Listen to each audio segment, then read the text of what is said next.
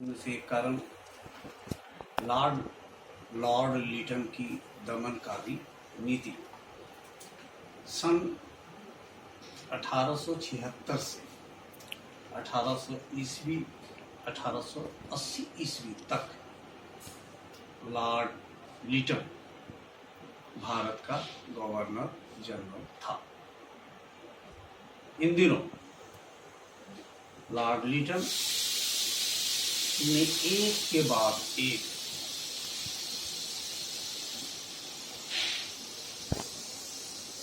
एक से एक दमनकारी नीतियों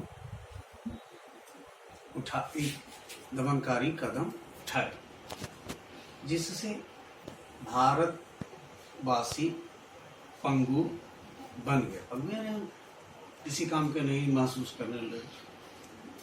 वह घोर साम्राज्यवादी एवं प्रतिक्रियावादी शासक था। घोर साम्राज्यवादी से मतलब साम्राज्य यानी कि राज्यों को बढ़ाने वाला, प्रतिक्रियावादी करने का मतलब वैसे लोग प्रतिक्रियावादी कहते हैं कि अगर आप उसके सामने कुछ कहेंगे तो उसको बुरा मानता है, रिएक्ट करता हो, तो आपके खिलाफ किसी तरह का कार्रवाई करता हो, वैसे किसी व्यक्ति को प्रतिक्रियावादी कहा जाता है। असल में लॉर्ड लिटन ने अपनी भूलों से भारतीय जनता में राष्ट्रीय चेतना और आंदोलनों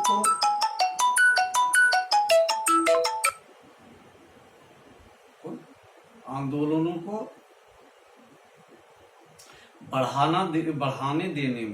बढ़ावा देने में महत्वपूर्ण योगदान दिया।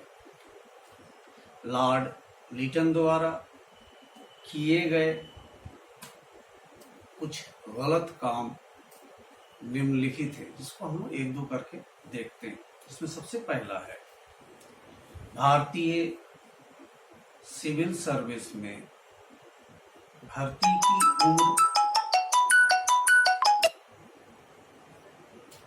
की उम्र 21 वर्ष से घटाकर 19 वर्ष कर दी गई, ताकि भारतीय युवक परीक्षा न दे सके।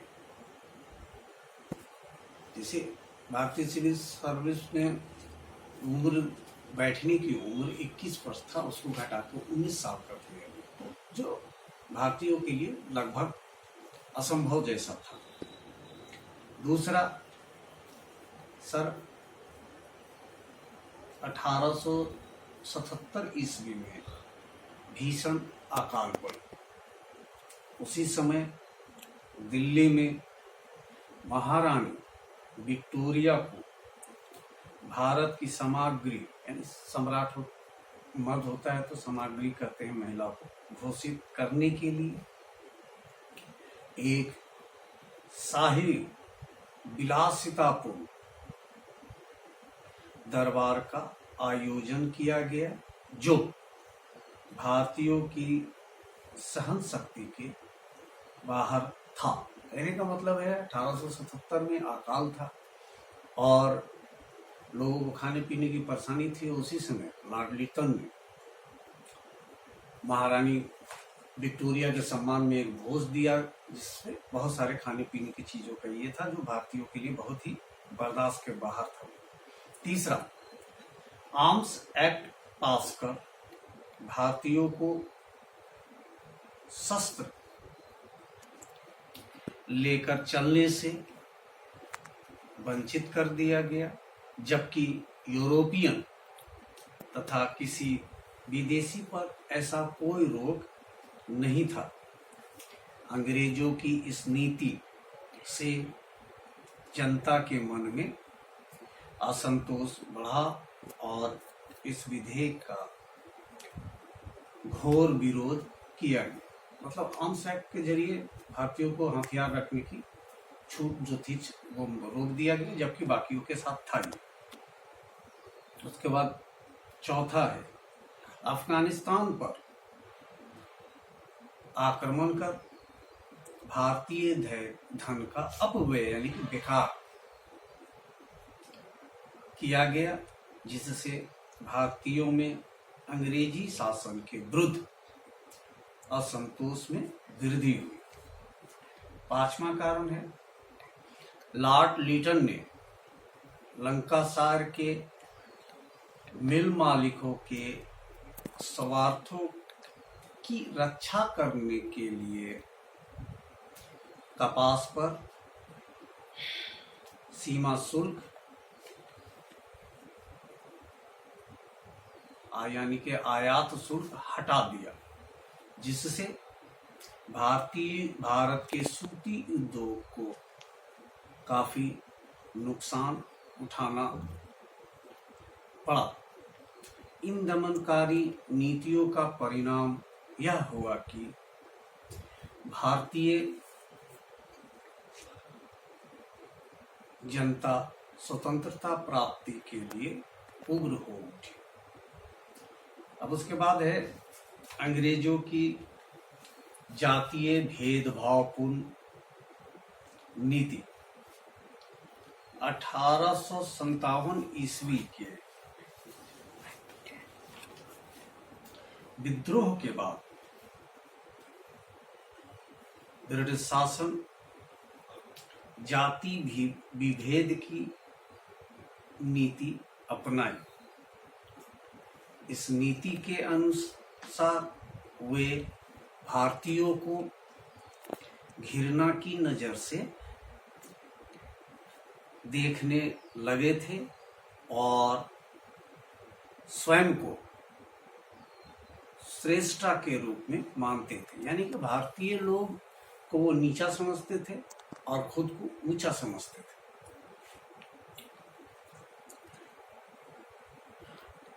ऐसा उनका मानना था कि एक अंग्रेज का जीवन अनेक भारतीयों के जीवन के बराबर है, यानी कि एक अंग्रेज से ज्यादा कई भारतीयों की जिंदगी है। इस धारणा के कारण वे अपना निवास स्थान भारतीयों से अलग रखते थे, यानी कि घर मकान जो बनाते थे वो भारतीय बस्तियों से दूर बनाते या लोगों के रहने से। उन्हें काला आदमी कहकर उनके साथ गलत व्यवहार किया जाता था और समय समय पर भारतीयों का अपमान किया जाता था। यही नहीं, न्याय के मामले में भी जाति विभेद को स्थान दिया गया। एक ही अपराध के लिए भारतीयों एवं अंग्रेजों के लिए अलग अलग दंड तय किए गए थे। अपराध एक है तो दंड भी तो एक होनी चाहिए, लेकिन अलग अलग थे। इसी सभी के परिणाम स्वरूप देश में एक ऐसा वातावरण का निर्माण किया जिसने राष्ट्रीय आंदोलन के उदय को जन्म दिया। 14वां कारण है, सरकारी नीतियों के संबंध में भेदभावपूर्ण नीति। सन 1858 में महारानी विक्टोरिया द्वारा की गई घोषणा में यह विश्वास दिलाया गया कि भारतीयों को बिना किसी रंग, धर्म, जाति आदि भेदभाव के उच्च पदों पर नियुक्त किया जाएगा। लेकिन ब्रिटिश साम्राज्यवादी शासकों ने इस घोषणा को व्यवहारिक रूप प्रदान नहीं किया। ICS इंडियन सिविल सर्विस, जैसे आज हम लोग के यहाँ IAS होता है ना, इंडियन एडमिनिस्ट्रेटिव सर्विस, उसी तरह उस जमाने में वो इंडियन सिविल सर्विस कहलाता था। भारतीय लोक सेवा के द्वारा सेवा के द्वार यानी कि रास्ते भारतीय के लिए बंद कर दिए गए। क्योंकि इसमें आयु सीमा 21 वर्ष की गई थी, जिसे घटाकर 19 वर्ष कर दिया गया, जो भारतीय के लिए संभव नहीं था। इसी के साथ ये परीक्षाएं भारत में न होकर इंग्लैंड में रखी जाती थी, जो अंग्रेजी भाषा में होती थी। जाहिर सी बात है, हिंदुस्तान की जगह इंग्लैंड जाना पड़े तो जाए, आम भारतीयों के लिए तो मुश्किल का कारण था ही। किसी भी भारतीयों के लिए ऐसी परीक्षा को पास करना काफी कठिन काम था। इसके बाद भी अगर कोई भारतीय सफल हो जाता था तो उसे किसी न किसी बहाने से नौकरी में नहीं लिया जाता था। जैसे सन 1869 ईस्वी में श्री सुरेंद्रनाथ बनर्जी ने ICS की परीक्षा पास कर ली, लेकिन ब्रिटिश सरकार ने उनके द्वारा सेवा में प्रवेश करने के बाद, यानी कि ड्यूटी ज्वाइन करने के बाद, मामूली सी गलती पर उन्हें नौकरी से हटा दिया।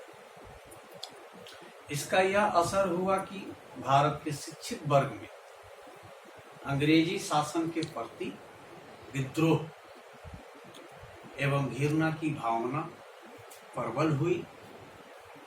ब्रिटिश अधिकारी भारतीयों को उच्च पदों से वंचित रखने के लिए नए नए बहाने ढूंढते रहते थे। इस कारण से सुरेंद्रनाथ बनर्जी ने इस अन्याय का विरोध करने के लिए सन 1876 ईस्वी में इंडियन एसोसिएशन की स्थापना की और पूरे भारत में घूमकर राष्ट्रीय जनमत को जगाने का काम किया। इससे अंग्रेज विरोधी राष्ट्रीय आंदोलन को बल मिला। तो ये जो थी वो सब कारण थे, भारतीय राष्ट्रीय आंदोलन के उदय के कारणों में से कई कारण थे। अब हम इसका कंक्लूजन यानी कि निष्कर्ष के बारे में जानते हैं। निष्कर्ष के तौर पर हम कह सकते हैं कि इन कारणों के परिणाम स्वरूप भारत के लोगों में राष्ट्रीय चेतना का विकास हुआ, क्योंकि ब्रिटिश शासकों ने भारतीयों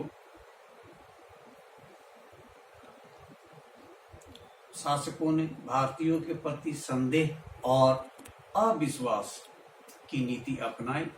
उन्हें सेना, पुलिस, राजनीतिक और वैदेशिक विभाग के सभी महत्वपूर्ण पदों से अलग रखा गया एंड आर्म्स एक्ट पास कर भारतीयों को हथियार से वंचित, हथियार छीन लिए गए, जिससे भारतीयों के मन में ब्रिटिश शासकों के विरुद्ध भावना और अधिक उबलने लगी। लॉर्ड लिटिन के दमनकारी शासनों से नाराज होकर भारतीयों ने अलग अलग प्रांतों में अनेक संगठन बनाने का निर्णय लिया, जिसके फलस्वरूप दिसंबर 1885 में भारतीय राष्ट्रीय कांग्रेस की स्थापना कर राष्ट्रीय आंदोलन का शुरुआत हुआ। इससे साफ होता है कि भारतीय राष्ट्रीय आंदोलन का उदय एक नहीं अनेक कारणों का परिणाम स्वरूप था, जिसमें धार्मिक, सामाजिक पुनर्जागरण राष्ट्रीय आंदोलन का प्रमुख परिणाम माना जाता है। इन सभी तत्वों के कारण भारत एक ऐसा राह पर खड़ा हो गया था जहां से देश को विदेशी शासन से आजाद कराने के लिए अखिल भारतीय राष्ट्रीय आंदोलन का शुरुआत हो।